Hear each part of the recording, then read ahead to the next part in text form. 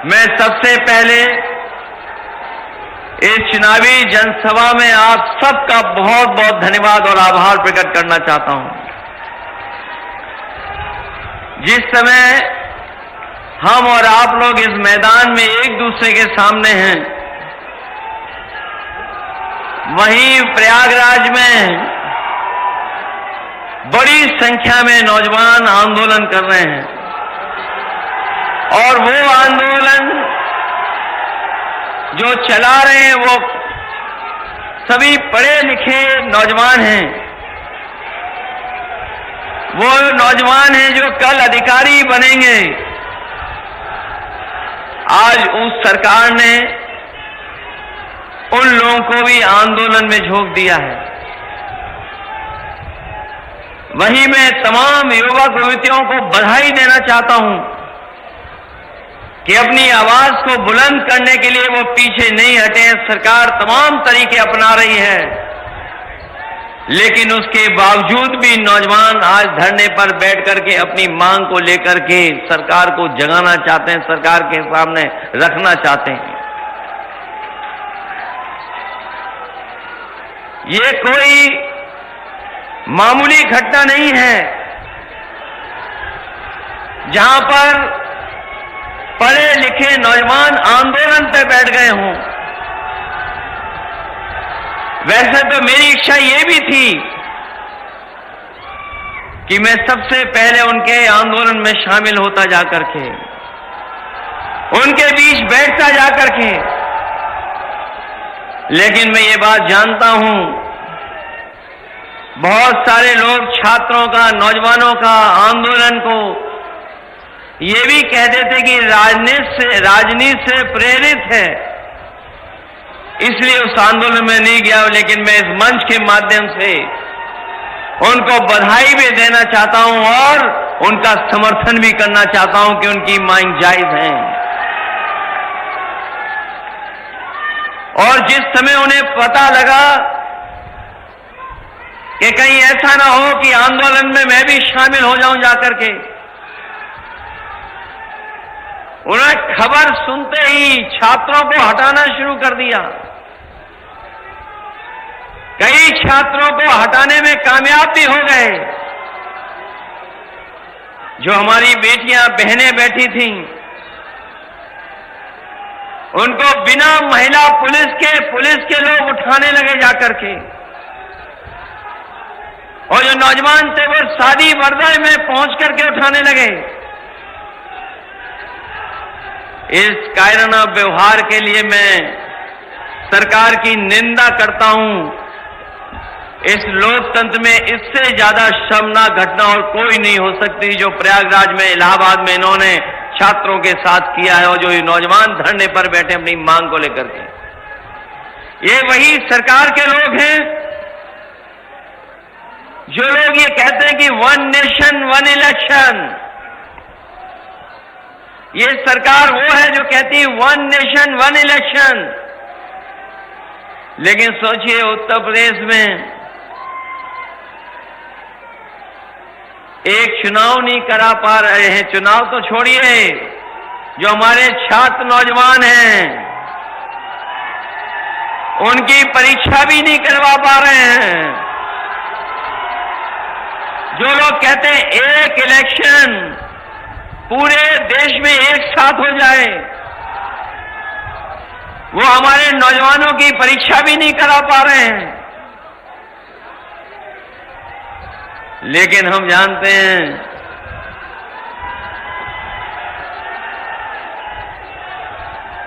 ये भारतीय जनता पार्टी में और इस सरकार के एजेंडे में न नौकरी है, न सौहार्द है, न भाईचारा है। इनका कार्यकाल देख लीजिए, इनके एजेंडे में नौकरी नहीं है, इनके एजेंडे में सौहार्द नहीं है,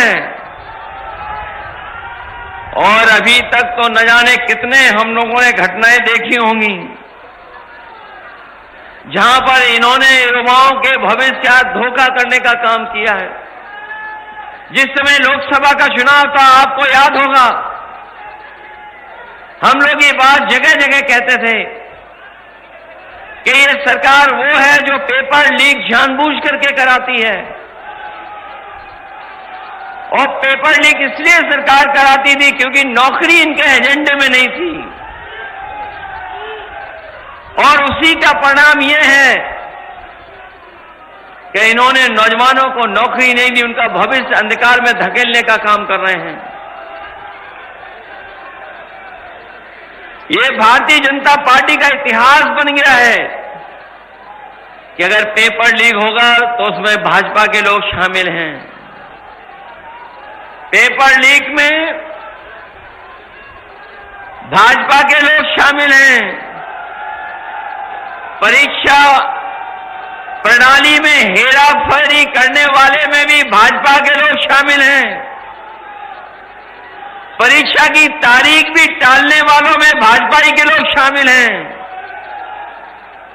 और सबसे ज्यादा परीक्षा रद्द हो जाए उसमें भी भाजपा लोग शामिल हैं। आरक्षण मारने वाले भी भाजपा ही हैं, और रिजल्ट लटकाने वाले भी भाजपा के लोग हैं। और अगर रिजल्ट बन भी जाए, आ भी जाए, तो कोर्ट में भी लटकाने वाले अगर कोई हैं तो वो भाजपा वाले हैं। नौजवानों के भविष्य के साथ बड़े पैमाने पर खिलवाड़ कर रहे हैं। और इधर तो जब से समाजवादियों ने पीडीए का नारा दिया है, इन्हें डीएपी भी पीडीए ही नजर आने लगा है। ये जब दूर से देखते हैं डीएपी, उसे में भी पीडीए दिखाई दे रहा है इनको। ये अक्षरों से खिलवाड़ कर रहे हैं, अक्षरों से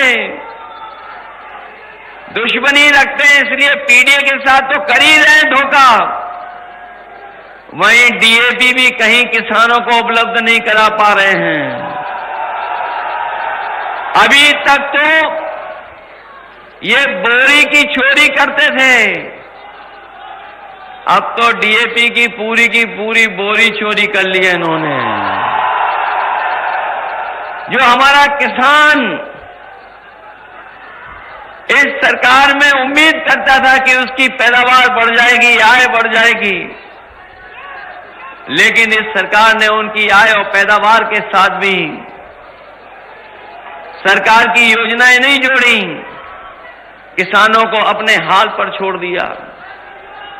ये वही लोग हैं जिन्होंने नारा दिया था कि किसानों की आय दोगुनी हो जाएगी, लेकिन जब आंकड़े अभी आए हैं तो अभी तक के इतिहास की सबसे महंगी दर अगर कहीं महंगाई में देखने को मिल रही तो इनकी सरकार में दिख रही है। हमारे किसानों के साथ भी धोखा हो गया। और फिर ये सरकार कौन सा नारा दे रही है? ये सरकार नारा कौन सा दे रही है? जब ये सरकार के हाथ में कुछ नहीं बचा, जब सरकार को पता लग गया चुनाव हारने जा रहे हैं, तो ये चुनाव की तारीख भी टाल रहे हैं। पहले ये चुनाव 13 तारीख को हो रहा था, 13 तारीख को चुनाव होने जा रहा था, और जिस समय त्योहार पर लोग छुट्टी के बहाने घर आए थे त्योहार मनाने,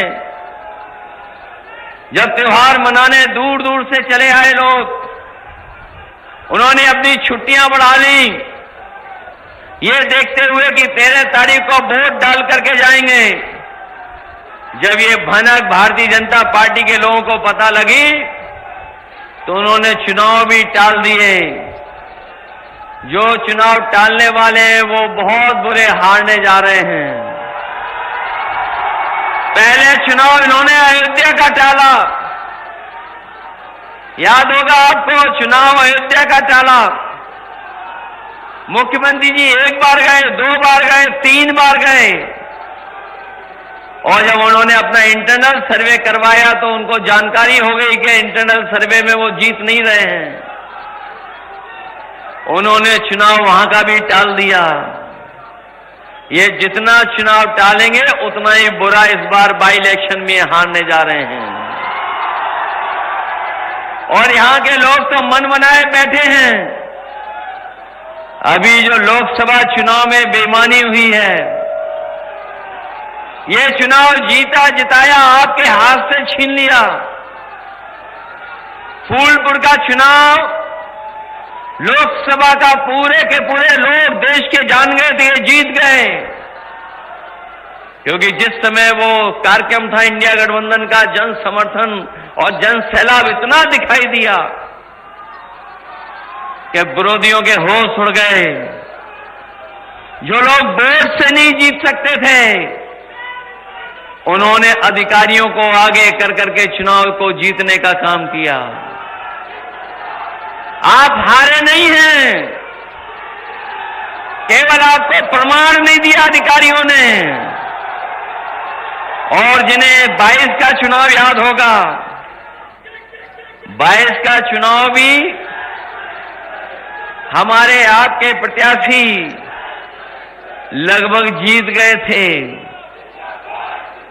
जिन्होंने बैलेट वाले वोट देखे होंगे वो जानते होंगे कि बैलेट में बीजेपी से दुगने वोटों से जीते थे। जब इन्हें लगा कि ये चुनाव हाथ से निकल गया तो बेईमानी कर करके इनको हरा दिया था। याद है कि नहीं याद है? मामूली वोटों से हारे। लेकिन इस बार तो लग रहा है कि यहां पर रिकॉर्ड बनने जा रहा है। इस बार पहले से ही बीजेपी को पता लग गया कि यहां से रिकॉर्ड मतों से जीतने जा रहे हैं। और मुझे तो ये लगता है कि पहली बार ऐसा समर्थन हर वर्ग से मिल रहा होगा। इतना समर्थन, इतना साथ और इतने समीकरण के साथ कभी चुनाव समाजवादी पार्टी के पक्ष में नहीं बना। इस बार तो ऐसा लग रहा है कि मुस्तफा सिद्दीकी साहब अभी तक की सबसे बड़ी जीत जीतने जा रहे हैं। और इसीलिए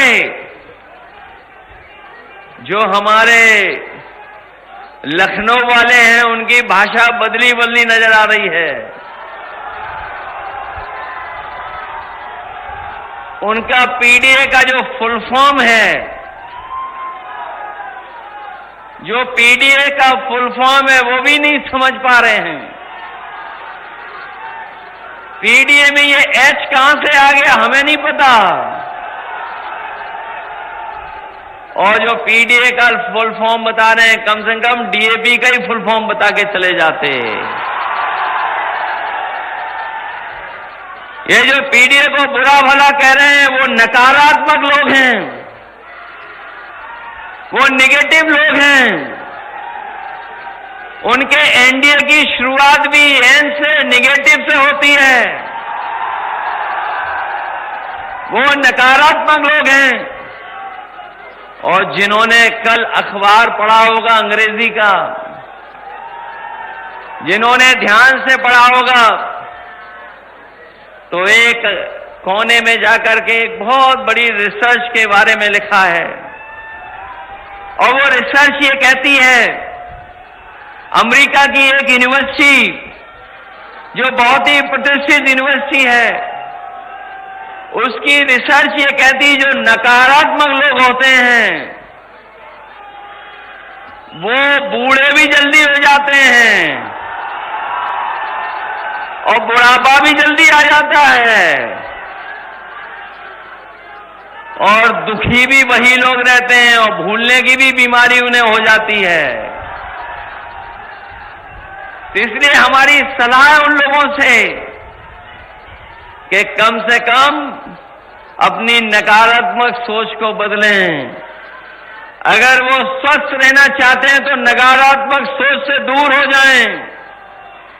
और जो हमें और आपको माफिया कहते हैं, गुंडा कहते हैं, बदमाश कहते हैं, मुझे तो लगता है कि जब वो घर से निकलते होंगे तो कभी आईना नहीं देखते होंगे। वो अगर आईना देख करके निकलने लगे तो पीडीए वालों को कभी माफिया नहीं कह सकते हैं। ये पीडीए पॉजिटिव पॉलिटिक्स का आंदोलन है, ये हमारी सकारात्मक सोच का आंदोलन है।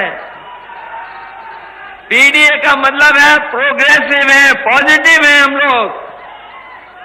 हम लोग सबका साथ और सबका विकास कर करके पीडीए को आगे बढ़ाना चाहते हैं। लेकिन पीडीए को देख करके कुछ लोगों को पेट में दर्द हो रहा है। उस दर्द को भी अगर कोई दूर करेगा तो पीडीए ही करेगा और आपका वोट एक एक वोट आपका करेगा। इसलिए हम आपसे कहना चाहते हैं कि ये चुनाव जरूर उपचुनाव है, लेकिन ये उपचुनाव संदेश देगा आने वाले समय को लेकर के जो 2027 में चुनाव होने जा रहा है। और जिन्होंने इतने सालों में काम नहीं किया है, उनसे आप उम्मीद भी क्या कर सकते हो। समय समय पर उन्हें हाई कोर्ट, सुप्रीम कोर्ट ने डांटा है, जो अपने न्याय को और न्याय के लेकर के जगह जगह पर बुलडोजर लेकर के चलते थे। हम पीडीए के लोग और समाजवादी लोग कभी भी बुलडोजर को न्याय का प्रतीक नहीं मान सकते हैं। हम धन्यवाद भी देना चाहते हैं सुप्रीम कोर्ट को और बधाई भी देंगे उस फैसले को लेकर के, जिस फैसले ने हमेशा हमेशा के लिए बुलडोजर को रोकने का काम किया है। और जिस तरीके से अधिकारियों के माध्यम से चुनाव में हेरा फेरी या परिणाम में फेरबदल किया जाता है, हम लोगों को याद है पिछले लोकसभा चुनाव में कई सीटें हम लोग जीत गए होते, लेकिन इनके अधिकारियों ने और मिलकर के कुछ लोगों ने हेरा फेरी की, जिसकी वजह से कुछ सीटें हम लोग मामूली वोटों से हार गए। लेकिन इस बार हमारा कार्यकर्ता सावधान भी है और मैं आपको सावधान भी करने के लिए आया हूं कि आप लोग पूरी जिम्मेदारी के साथ, पूरी सावधानी के साथ अपना वोट डालने का काम करना। और अगर ये रोके भी आपको तो ऐसा तो नहीं है कि आप लोग वोट डालने के लिए रुक जाओ। मैं आपसे कहना चाहता हूं कि अगर एक बार रोकें तो दोबारा आप लोग वोट डालने जाना। अगर दूसरी बार भी रोकें तो तीसरी बार भी जाना, लेकिन अपना वोट डाल करके जरूर आना। वोट डालने जाओगे आप लोग, सब लोग। और अगर ये रोकें तो रुक तो नहीं जाओगे। आपके किसी के कार्ड तो नहीं ले लिए पुलिस वालों ने, अधिकारियों ने। सुनने में आ रहा है कई जगह पर वो गरीबों से कार्ड ले रहे हैं, दबाव बना रहे हैं। लेकिन मैं जानता हूं फूलपुर के लोग बहादुर लोग हैं, ये कार्ड और डरने वाले लोग नहीं हैं, क्योंकि इन्होंने हमें बेईमानी से पिछला चुनाव हरवाया था। हम लोगों को जीत का प्रमाण पत्र मिल जाता, लेकिन इन्होंने जीत का प्रमाण पत्र हम लोगों को नहीं लेने दिया। इसलिए इस चुनाव में कोई गलती मत करना, कोई भूल चूक ना हो इस चुनाव में। और एक और है लखनऊ वाले जो बड़ी बड़ी बातें करते हैं आकर के, बहुत बड़ी बड़ी बातें करते हैं वो आकर के।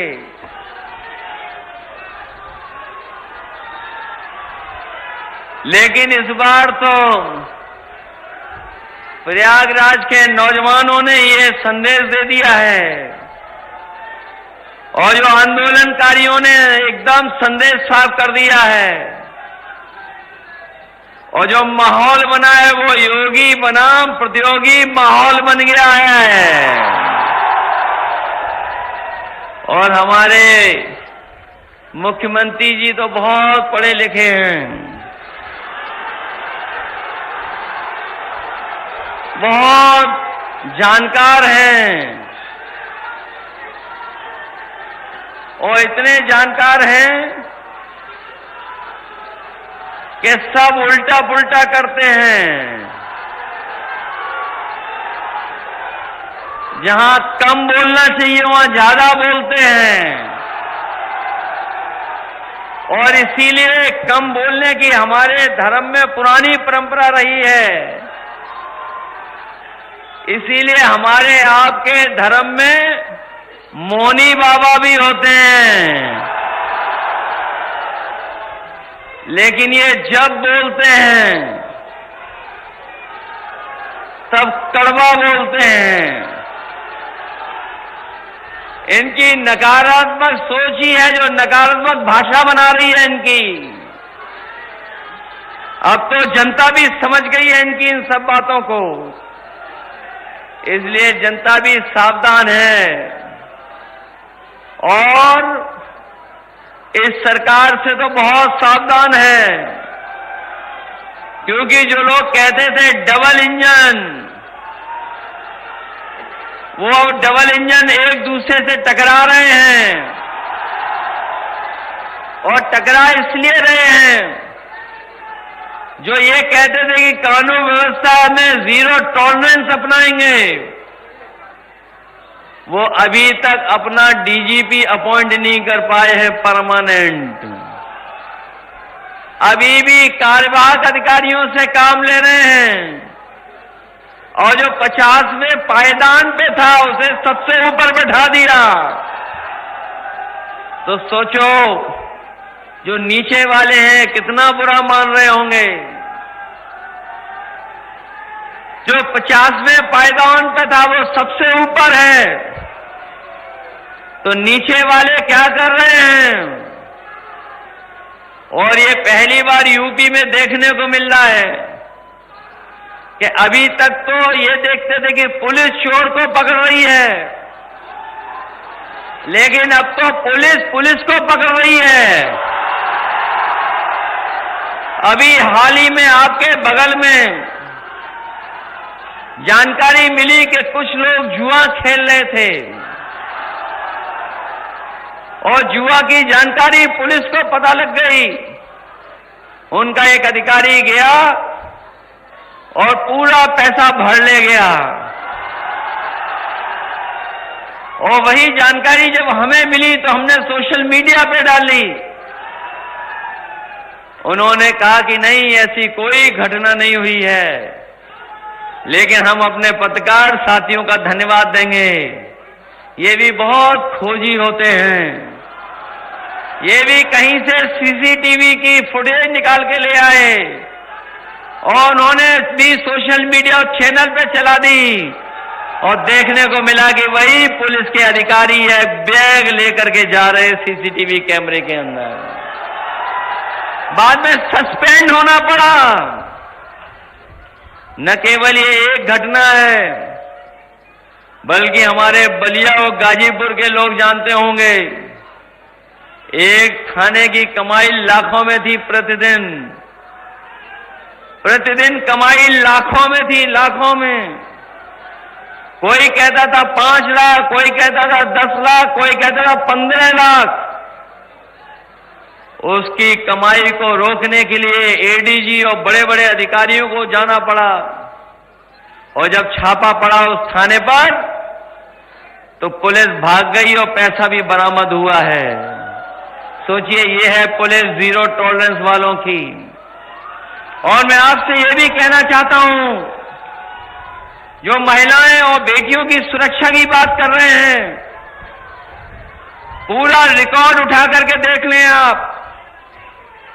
इतनी महिलाएं बेटियों ने कभी आत्मदाह करने की कोशिश नहीं की होगी जितना भारतीय जनता पार्टी की सरकार में हो रही है। और अगर मुख्यमंत्री जी ये कहते हैं कि समाजवादी सरकार में ये घटनाएं होती थी, तो कम से कम उन पर कोई आधार तो होगा, कहीं से आंकड़े तो लाए होंगे। अगर हम आंकड़े देखेंगे एनसीआरबी के, तो सबसे ज्यादा असुरक्षित अगर कहीं महिलाएं और बेटियां हैं तो वो उत्तर प्रदेश में, वो भी बीजेपी की सरकार में।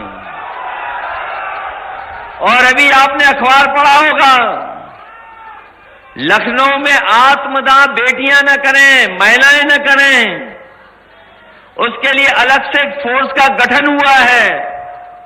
सोचिए, जिस सरकार को अलग से फोर्स का गठन करना पड़ रहा हो, और वो फोर्स का गठन इसलिए हो रहा है क्योंकि थाने और तहसील पर कोई सुनवाई नहीं है। गरीब जाए तो कोई सुनवाई उसकी नहीं है, कहीं न्याय नहीं मिल रहा है। और जो अच्छी योजनाएं हम लोग चला रहे थे, उन योजनाओं को भी इन्होंने बंद कर दिया, बिल्कुल खराब कर दिया। ये जो पुलिस के लिए हम लोगों ने 100 नंबर वाली व्यवस्था दी थी, जिससे हमारी पुलिस गांव में जाकर के मदद करे गरीबों की, किसी को थाने में ना आना पड़े, लेकिन इस सरकार ने सब कुछ उल्टा पुल्टा कर दिया। सुनने में आ रहा है, जब से ये नंबर बदला है 100 से 112, न केवल लूट बढ़ी है, बल्कि जो घटना पर जो सूचना मिलती है उसे पकड़ करके थाने में ला करके और लूटने का काम हो रहा है। सोचिए, ये है कानून व्यवस्था, ये है इनका काम करने का तरीका। मैं न केवल 2-3 घटनाएं बताई हैं मैंने, आए दिन ऐसी घटनाएं उत्तर प्रदेश में होती जा रही हैं, क्योंकि ये सरकार गरीबों की नहीं है, ये सरकार बड़े लोगों की है, उद्योग लगाने वालों की भी नहीं, बड़े बड़े उद्योगपतियों की है, और उनको मुनाफा पहुंचा रहे हैं। न सरकारी नौकरियां हैं, न रोजगार है, न काम है। इस सरकार ने सबके साथ भेदभाव कर करके धोखा देने का काम किया है।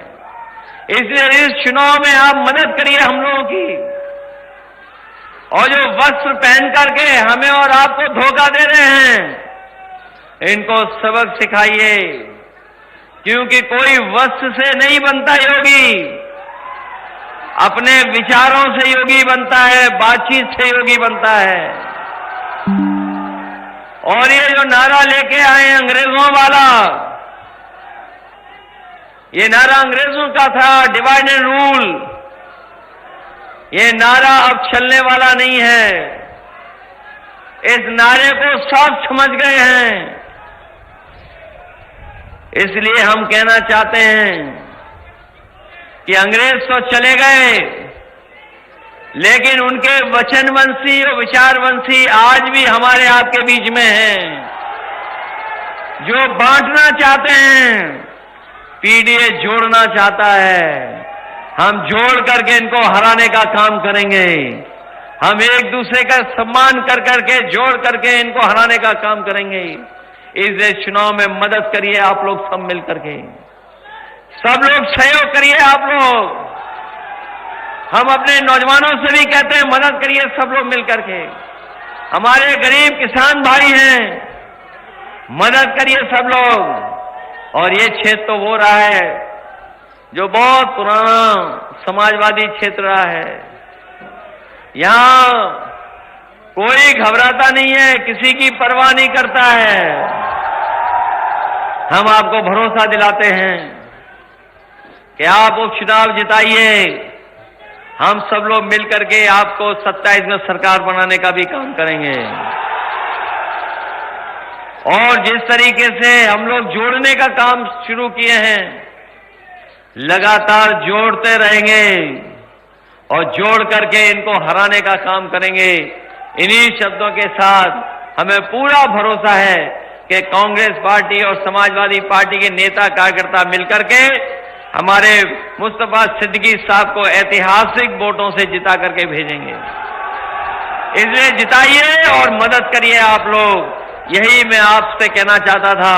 और साथ ही साथ जो आंदोलन कर रहे हैं छात्र नौजवान, हम उनका समर्थन कर रहे हैं, हम उनका स्वागत करते हैं, उनको बधाई देते हैं। और जिस तरीके से ये सरकार उनके साथ अन्याय कर रही है, हम उसके अन्याय की निंदा करते हैं। ऐसा कभी नहीं हुआ होगा कि दिव्यांग लोगों की भी बैसाखी छीन ली जाती हो, बेटियों बहनों के लिए महिला पुलिस न बुलाई जाती हो। ऐसा हम लोगों ने कभी नहीं देखा। लेकिन ये भारतीय जनता पार्टी के लोग इन सीमाओं को लांघे हैं। लेकिन वो जान जाएं कि जनता लोकतंत्र में सबसे आगे होती है और इस बार जनता ने मन बना लिया है कि भारतीय जनता पार्टी के लोगों को सबक सिखाएंगे। इन्हें मदद करिए आप सब लोग और मुस्तफा सिद्दीकी साहब को ऐतिहासिक वोटों से जिता करके भेज देना। बहुत बहुत धन्यवाद।